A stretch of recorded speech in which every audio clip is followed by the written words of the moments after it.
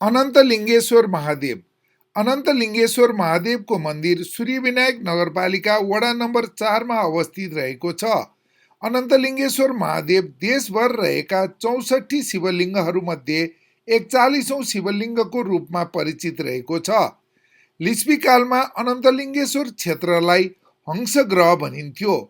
त्यसका मुख्य देवता लोकपाल स्वामी नै अनन्तलिङ्गेश्वर भएको कुरा इतिहासविदहरूले बताएका छन्। यहाँ भेटिएको शिलालेखका अनुसार राजा नरेन्द्र देवले 7औं शताब्दीमा यस मन्दिरको जीर्णोद्धार गराएका थिए।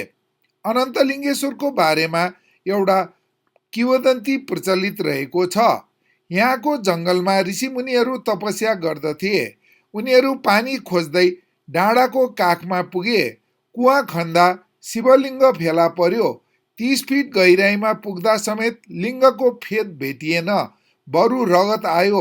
त्यही बेलादेखि यिनलाई अनन्तलिङ्गेश्वर भनेर पुज्न थालिएको कथन रहेको छ। ऋषिहरूले नजिकै फेरि कुवा खने। त्यहाँ कुवाको पानी मिठो रहेको छ। खाँदा रोग पनि निको हुन्छ भन्ने जनविश्वास रहेको छ।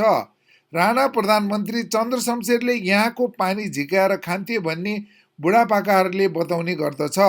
यस मन्दिर परिसरमा एउटा कुण्डको पनि निर्माण गरिएको छ तथा भगवान गणेशको मन्दिर पनि रहेको छ।